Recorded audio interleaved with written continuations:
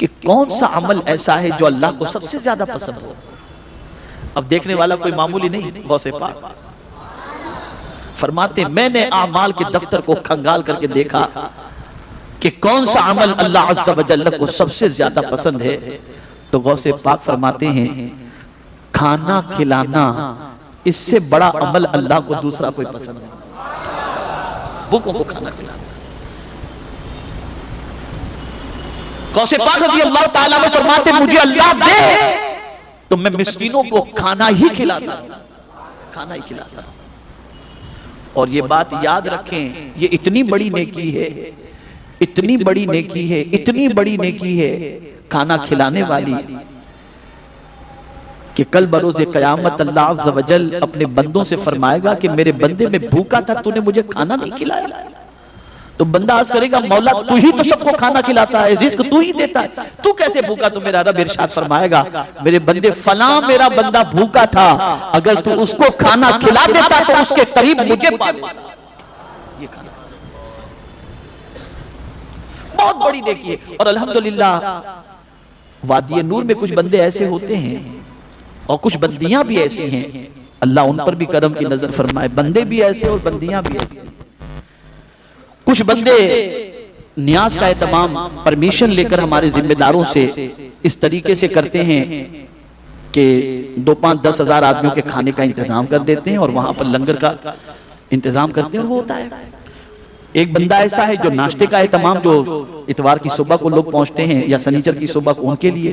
कुछ ऐसे हैं जो ट्रेन से, भरूच से जो पूरी ट्रेन निकलती है बॉम्बे इज्तिमा के लिए, तो उनके लिए विरार के अंदर नाश्ते का इंतजाम करते हैं कि वो ट्रेन विरार तक आती है तो वहां नाश्ते का इंतजाम, वहां वो फ्रेश होते हैं और फिर वहां से वो जब यहाँ आते हैं तो वादी नूर में रात में उनके खाने का यहाँ इंतजाम करते हैं। तो मैं ये सोचता था कि यार ये लोग पैसे दे दे तो कम से कम तंजीम के दूसरे कामों में खर्च हो जाए, लेकिन जब ये अमल मैंने सुना तो मैंने कहा नहीं, उनको भी सलाम हो कि ये काम भी बहुत बड़ा काम है, अच्छा काम, अच्छा काम।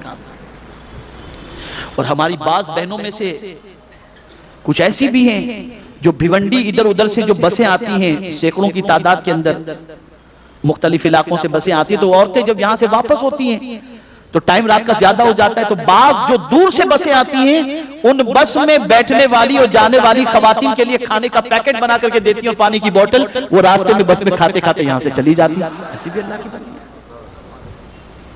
ऐसी भी अल्लाह की। तो खाना खिलाना बहुत बड़ी नेकी है, बहुत बड़ी नेकी है, इतनी बड़ी नेकी के गौसे पाक फरमाते हैं मैंने आमाल के दफ्तर को खंगाल करके देखा तो जो अमल अल्लाह को बहुत ज्यादा पसंद है वो भूखों को खाना खिलाना है।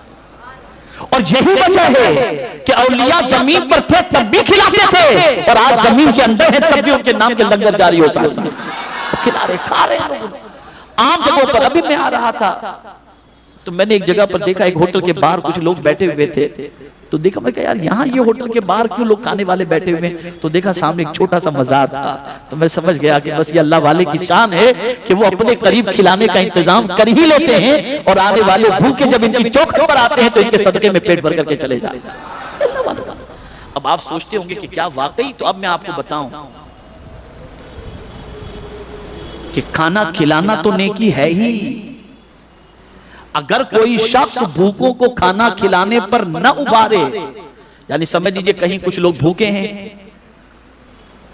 और आपको मालूम है कि वहां कुछ लोग भूखे बैठे हुए हैं और आप अगर किसी से कह दें और वो आपको खाना खिला दे, ये आपको मालूम है, उसके बाद भी आपने किसी से न कहा तो अंजाम कितना सख्त है मालूम है। फरमाया गया कुरान मुकद्दस में, रब फरमाएगा खुजू फगुल्लू, पकड़ो इसके पैरों में जंजीर डाल दो, सबऊन ज़िराअन फस्लुकू इन्नहु कान ला युमिनु बिल्लाहिल अज़ीम वला यहुद्दु अला तआमिल मिस्कीन।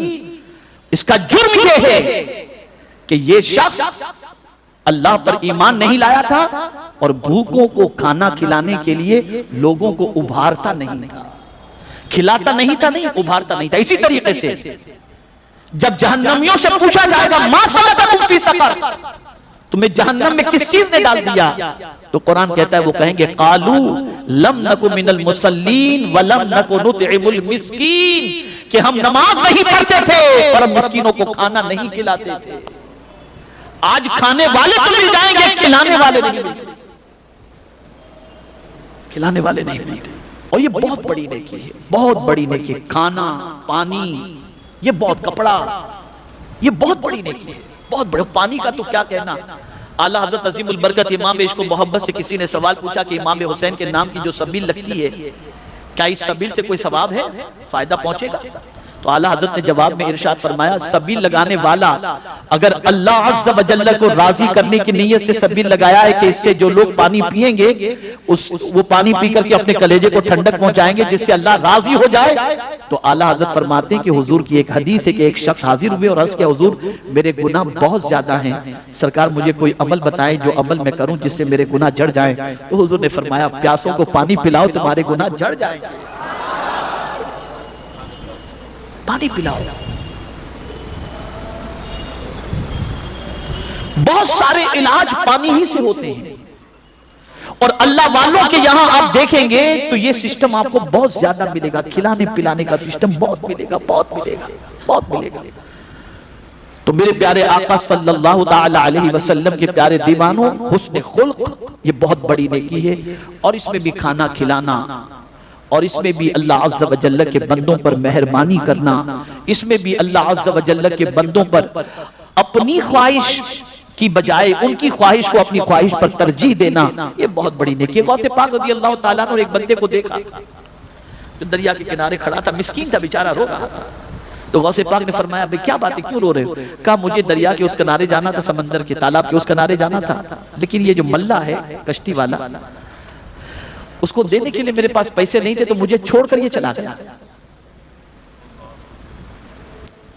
तो गौसे पाक ने उसको रोते देखकर, बिलखते देखकर आपका दिल बहुत ज्यादा पसंद हुआ। अब उस वक्त इत्तेफाक से गौसे पाक के पास भी कुछ नहीं था देने के लिए। थोड़ी देर गुजरी तो एक साहब आए, 3 थैलियां भरे हुए पैसों की लेकर, अशरफियों की लेकर। कश्ती आ चुकी दूसरी। गौसे पाक रज़ी अल्लाह ताला अन्हु ने मल्ला से कहा, वो सारे पैसे इस बंदे को दे दिए और फरमाया, तो इसमें सवार हो जा और ये मल्ला को दे देना। और गौसे पाक ने मल्ला से कहा, आज के बाद किसी मिस्कीन को कश्ती में सवार होने से रोकना नहीं, किनारे पर पहुंचा दिया करना।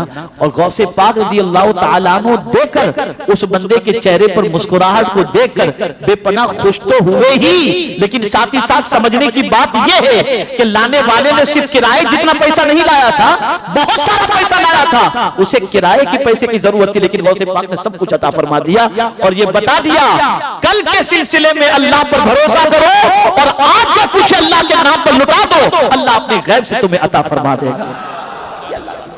लेकिन ये बात याद रखें, ये अल्लाह वालों की ही शान है। हमारी तो नमाजें दुरुस्त नहीं होती, रोजे दुरुस्त नहीं होते, रोजी हलाल की होती है नहीं होती, कोई चीज का ख्याल नहीं होता और हम सोचेंगे कुछ नहीं करेंगे, कल बैठे रहेंगे, देखा जाएगा, अल्लाह मालिक है। तो हमें भी कुछ करना चाहिए। ये अल्लाह वालों की मकामात होते हैं, मदारिज होते हैं। उस मकाम तक पहुंचने के बाद आदमी इन सारी चीजों पर पहुंच सकता है। तो अर्ज करने का मंशा ये है कि मेरे प्यारे आका सल्लल्लाहु अलैहि वसल्लम के प्यारे दीवानों, अखलाक अपने दुरुस्त करो कि मीजान में जो वजन सबसे वजनी चीज होगी कल बरोज़े क़यामत, वो अच्छे अखलाक होंगे। अच्छे अखलाक, आप अपनी आदतें सुधारो, बात करने का लबो लहजा दुरुस्त करो, जिंदगी की आदतें दुरुस्त करो, ये सब चीजें दुरुस्त करो। अखलाक, लोगों से मिलो, मुस्कुराते हुए मिलो, अच्छी तरीके से पेश आओ, जबान से आग निकलनी नहीं चाहिए, जबान में नरमी हो, चाल में नरमी हो, बात में नरमी हो, ये सारी चीजें इख्तियार करो। इंशाअल्लाह अज़ीम तुम्हारी मोहब्बत अल्लाह लोगों के दिलों में भी पैदा फरमा देगा और इस अखलाक की बुनियाद पर कल बरोज़े क़यामत अल्लाह रब्बुल इज्जत जल्ल जलालहू मीज़ान को वज़नी भी फरमा देगा।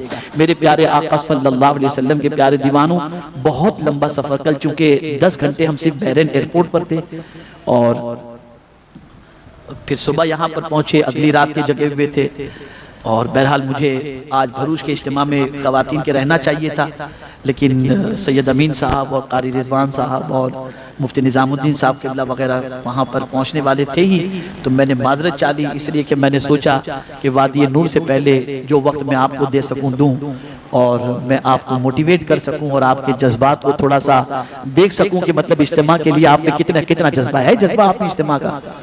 यार जवाब तो ऐसा नहीं नजर आ रहा है। क्या तैयारी की है आप लोगों ने, जरा पूछ लेता हूं। चलिए, क्या तैयारी की है? बस सिर्फ मालूम है आपको कि इज्तिमा हो रहा है, बस इतना ही है। कुछ तैयारी की है आपने? लोगों को दावत वगैरह देने का काम शुरू किया आपने? ऐसे इज्तिमा होगा?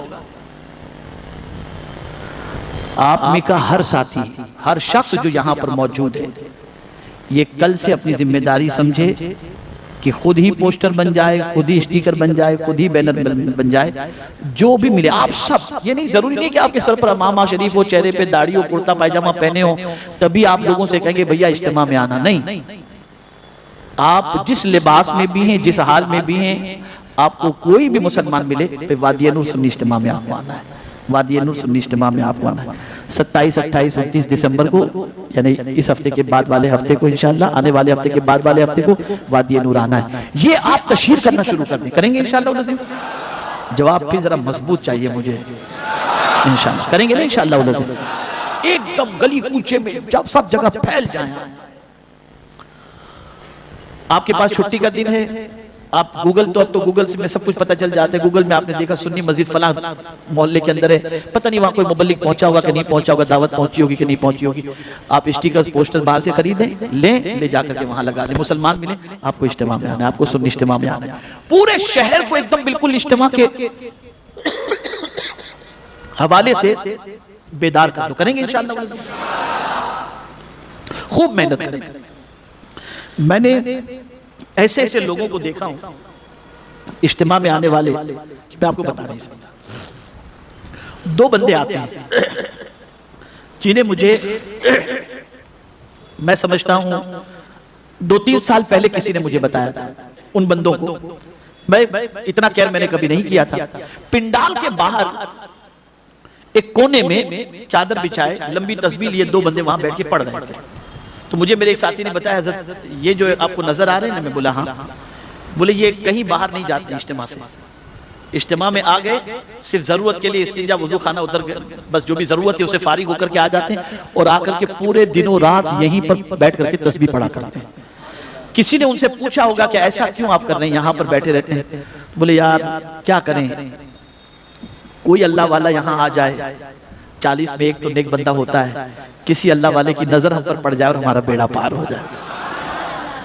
मैं आपको बताऊं, सीआईडी वालों में से एक सीआईडी वाले को किसी ने पूछा कि साहब आपको कोई तकलीफ तो नहीं होती, यहाँ आपकी ड्यूटी हुई तो मुस्लिम ब्रांच के थे, मुस्लिम ब्रांच के, तो उनसे किसी ने पूछा कि सर आपको कोई तकलीफ तो नहीं होती, क्या कहते हैं मालूम, नहीं हमें कोई तकलीफ नहीं होती, बहुत जमाने से हमारी 5 वक्त की नमाज जमात से नहीं हुई थी, लेकिन यहाँ हमारी ड्यूटी लग गई तो हमारी 5 वक्त की नमाज जमात के साथ हो रही। किस किस तरीके से लोग आते हैं और क्या क्या पा करके जाते हैं। ये एक ऐसा इज्तिमा होता है जिसके अंदर अल्हम्दुलिल्लाह गुलामाने रसूल के दिल की कलियां खिल जाती हैं। लेकिन हमारे बहुत सारे साथी ऐसे होते हैं जो बंबई में रहते हुए भी, मुंबई में रहते हुए भी मेहमान बने हुए होते हैं।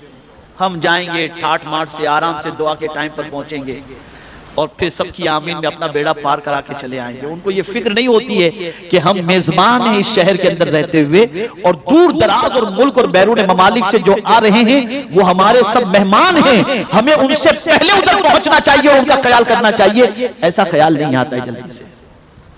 तो अपने अंदर ये अवेयरनेस पैदा करो। मैं ऐसे साथियों को भी मुबारकबाद पेश करता हूं जो साथी ऐसे भी अल्हम्दुलिल्लाह तहरीक के साथी जिनको उम्रा के लिए जाना था। तहरीक के साथी तो हैं भी और नहीं भी, मतलब कोई मुबल्लिग नहीं है, लेकिन जैसे ही मैंने ये डेट डिक्लेयर की, ये 27, 28, 29 की, उसी दिन उन्होंने अपना पासपोर्ट जो है जमा कराना था मदीना शरीफ और मक्का शरीफ के लिए, उम्रा के लिए। जैसे उन्होंने ये डेट सुनी तो उन्होंने फौरन अपना पासपोर्ट वापस मंगवा लिया, यानी जमा नहीं करवाया, उन्होंने अपना प्लान चेंज कर दिया और उन्होंने कहा अहले सुन्नत व जमात का इतना बड़ा इज्तिमा अपना होता हो, मैं शहर छोड़ के चला जाऊं मुझे अच्छा नहीं लगता, मैं बाद में सरकार की बारगाह में हाजिरी दे दूंगा इंशाअल्लाह अज़ीम, और ये इज्तिमा मुझे अटेंड करना है। कुछ लोगों ने शादियों की तारीख अपने हिसाब से, ऐसे भी लोग हैं, और कुछ लोग तो बस पूछिए नहीं, बहाना ही चाहिए उनको। एक बंदा ऐसा भी है जिसने मुझे फोन किया कि मेरे घर में शादी है, रिश्ते के अंदर एकदम करीबी रिश्ते में शादी है, एकदम करीबी, लेकिन मैंने उनसे कह दिया मैं निकाह में तो शरीक होऊंगा, तुम्हारा मेरा रिश्ता सर और आंखों पर, लेकिन इज्तिमा की दुआ के दिन इतवार को मैं तुम्हारे किसी फंक्शन में शरीक नहीं रहूंगा, मैं इज्तिमा में जाऊंगा, इसलिए कि अहले सुन्नत व जमात का ये अजीम शान इज्तिमा होने जा रहा है। तो आपसे मेरी गुजारिश है सारी मसरूफियात को एक तरफ रखो, हाँ अजरू शरा जहां गुंजाइश है वहां ठीक है, वरना अपनी पूरी तवानाई पूरे शहर के अंदर झोंक दो, हर जगह दावत आम करो, जो भी मिले उसे दावत दो और इज्तिमा को कामयाब बनाने की कोशिश करेंगे इंशाअल्लाह। दोस्त अहबाब मुताल्लिकीन मुहिब्बीन मुल्क बैरून मुल्क जहां जहां भी आपके चाहने वाले मानने वाले दोस्त अहबाब हैं, सब तक ये दावत पहुंचाओ। और अब आखिर में अर्ज कर दूं कि आप जानते हैं कि इज्तिमा छोटा नहीं बहुत बड़ा होता है, और ये बहुत सारी जरूरतों का एहतमाम करना पड़ता है। पिंडाल का एहतमाम, माइक का एहतमाम, वुजू खाने का एहतमाम और एहतमाम। अल्हम्दुलिल्लाह वुजू खाने के लिए कुछ अल्लाह के बंदे ताउन करने के लिए तो मिल जाते हैं, लेकिन पिंडाल और जो है माइक, पिछात और सारी चीजों, लाइटिंग वगैरह के लिए इन चीजों के लिए बहुत कम ऐसे मुआविन मिलते हैं जो अच्छी तरीके से इसमें ताउन करते हों, और मिल जाते हैं, नहीं भी मिलते, ऐसी सिचुएशन चला करती है। इस मर्तबा थोड़ी सी पोजीशन कारोबारी बहुत ज्यादा सख्त होने की वजह से अब की मर्तबा जैसा ताउन लोगों से मिलना चाहिए उसका हमें इंतजार है। अब उसके लिए आपको करना क्या है? तो आपसे मेरी मुअद्दबाना गुजारिश है कि आप अपने घर वालों में, अपने दोस्त अहबाब में, रिश्तेदारों के अंदर आप अपने एतबार से आप 1500-2000 रुपए जिस तरीके से उसका चेक बना करके अगर आप देते हैं ताकि लीगल एतबार से कोई प्रॉब्लम ना हो, तो आप उसे वो करें। और इसी तरीके से आप अगर यहाँ हमारे जिम्मेदारान के पास भी रकम जमा करवा दें तो भी, और इस तरीके से आप कोई जिम्मेदारी अपने सर पर कबूल कर लें कि भाई चलिए लाइट की जिम्मेदारी हम ले लेते हैं, इसकी जिम्मेदारी हम ले लेते हैं, तो भी कोई मुजायके की बात नहीं। बिछात की जिम्मेदारी हम ले लेते हैं तो भी कोई बात नहीं है। तो आप किसी न किसी एतबार से तहरीक के इज्तिमा का ताउन करें, इसलिए कि आने वाला आएगा, बिछात का आपने इंतजाम किया, उसमें ताउन किया, वहां सजदा करेगा, सवाब आपके खाते में जमा हो जाएगा। वहां बैठकर दुरूद शरीफ पढ़ेगा, सवाब आपके खाते में जमा हो जाएगा। माइक के जरिए ऐलान हो रहा है, वो सुन रहा है, दुरूद पढ़ रहा है, सवाब आपको मिलेगा। तो आप ये ना सोचें कि मैं यार 100 रुपए दूंगा मेरा कबूल होगा। तो मैं आपको बता दूं, मेरे आका सल्लल्लाहु अलैहि वसल्लम के दीवानों, यहाँ इस चीज को जहन में रखना है कि एक बादशाह ने ऐलान किया मस्जिद बनाने के हवाले से कि मस्जिद जो है वो बनानी है, लेकिन शहर का कोई शख्स पैसा नहीं देगा, मस्जिद में अकेले बनाऊंगा। उसने ऐलान कर दिया और मस्जिद बनाने का काम शुरू हो गया। तो एक लकड़हारा था, गरीब बेचारा, उसने चाहा कि मस्जिद शहर में बन रही है तो मैं भी अपना हिस्सा इसमें डाल दूं, लेकिन बादशाह ने कह दिया था कि कोई भी मस्जिद के अंदर चंदा नहीं दे सकता, शामिल नहीं हो सकता। अब उसने सोचा मैं क्या करूं, मेरे पास इतनी रकम नहीं कि मैं खुद अकेला मस्जिद बना सकूं। तो उसने ये किया कि लकड़ी तोड़ करके जंगल से ला रहा था, तो एक ईंट रास्ते में उसने खरीदी और एक ईंट को अपनी लकड़ी की गठड़ी के अंदर डाल दिया उसने, और लकड़ी की गठड़ी को ढीली कर दिया उसने, ढीली बांधा, और फिर वो गठड़ी को लेकर के आया, और जहां बादशाह ने ईंटें जमा करके रखी थी मस्जिद के लिए, वहीं आकर वो जानबूझ करके गिर गया। तो लकड़ी की गठड़ी खुल गई। अब खुली तो उसमें जो ईंट उसने रखी थी वो ईंट उन ईंटों में मिक्स हो गई। फिर उसने अपनी लकड़ी की गठड़ी को बांधा और बांध करके चल दिया, मस्जिद बन गई। कुछ दिनों के बाद बादशाह ने ख्वाब में देखा कि उसके लिए जन्नत में महल है और सामने वो लकड़हारे का महल है। तो उसने लकड़हारे से पूछा कि भाई तुझे महल कैसे मिल गया, तूने कौन सी मस्जिद बनाई है? तो उसने सारी अपनी आप बीती बता दी, भाई तुमने तो मना कर दिया था, लेकिन मैंने ये हीला निकाला, रास्ता निकाला, और इस तरह से मैंने ईंट जो है वो इसमें शामिल कर दी, जिसकी वजह से अल्लाह ने मुझे भी जन्नत में महल अता फरमा दिया। तो आप ये ना सोचें कि मैं 1000 रुपए दूंगा या 1500 रुपए दूंगा तो इतने बड़े खर्चे में मेरी रकम का क्या हो सकता है। अल्लाह इसके सदके में भी करम की नजर फरमा दे। और ये सारा काम दीन का है, कोई अपनी जात का नहीं है। आप जितना करेंगे अपनी जात के लिए तो हम लाखों करोड़, आजकल तो कपड़े आदमी बनाते हैं, सदरी बनाते हैं, देखिए हमारे मौलाना हज़ार साहब सदरी और कुर्ता पहने कितना अच्छा। तो ये अगर बेचारे इतना अच्छा पहन ले, बना लें, तो 1500-2000 रुपए तो इसमें